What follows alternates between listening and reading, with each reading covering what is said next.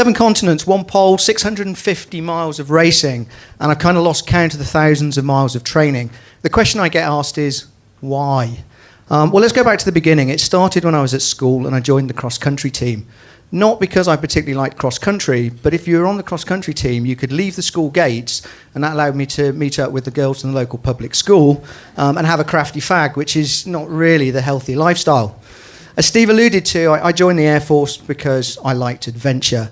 And the big adventure races of the early 2000s were beckoning, the Raid Galwa, the Eco Challenges. You needed big skill sets. Well, I'd kind of got that from the Air Force, but you also needed a big budget, and I didn't have that. So I focused on something a little bit more achievable. And for the price of a luxury ski holiday with a bit of sponsorship, Everest Marathon was in my grasps.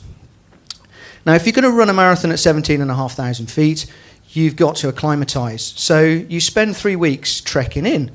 And that gives you an opportunity to get to know your fellow runners as you walk in, sipping tea, getting accustomed to the altitude.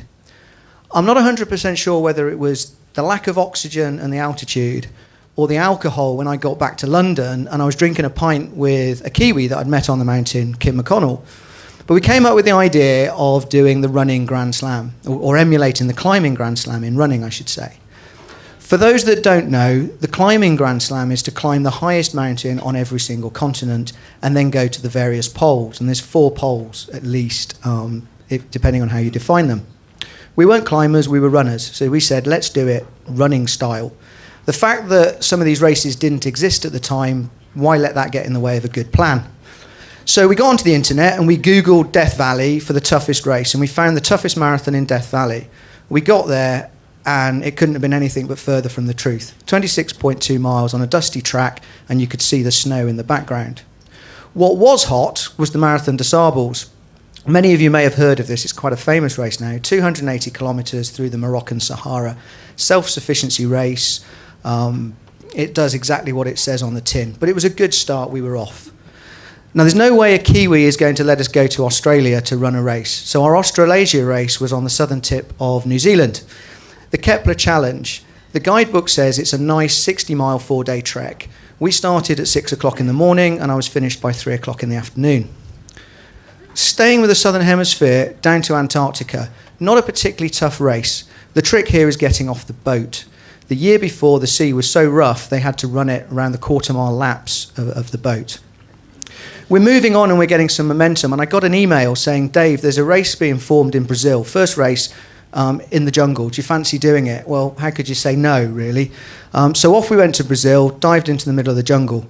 Probably the most dangerous race I've ever done, not because of the organisation, but just because the jungle wants to eat you. Even the plants are carnivorous. We moved back to Death Valley, and we did find the toughest race in the valley, the Badwater Ultra. 135 miles, starting at the lowest point of the valley, finishes 35,000 foot of ascent away at the Mount Whitney portals. It's timed, the start is timed to coincide with you going through Furnace Creek at the hottest part of the day. So we had found our tough race in Death Valley. Moving on, we're on to the last continent, and for those that recognise mountains, that's Mount Blanc. For some reason, I don't know why, I just hate this race, so I'm going to skip straight on to the icing on the top of the cake, which was off the back of the book deal. We managed to blag our way up to the North Pole. A marathon at the North Pole, it's cold, minus 35, and you run in snowshoes. I got another one of those emails. I should have learnt my lesson.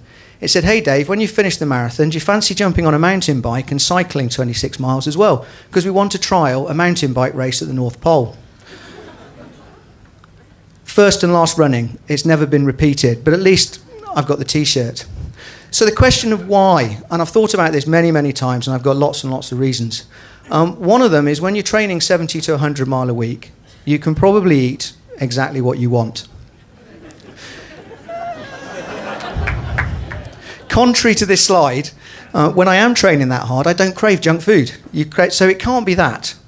The other thing I've looked at is honesty. You know, your body will tell you exactly what you can and can't do. There's no way to hide or cheat. And this is what you look like if you try and run a marathon 4 weeks after the Marathon des Sables. The brain sort of says, I'm going to do it, and the body says, no. What I've really come down to, it's a bit like Mallory, who said, 'cause it's there. I did it because I wanted to, and I had the means to do it. So now I turn the question back to you to say, what do you want to do? And if you're not doing it, Why not?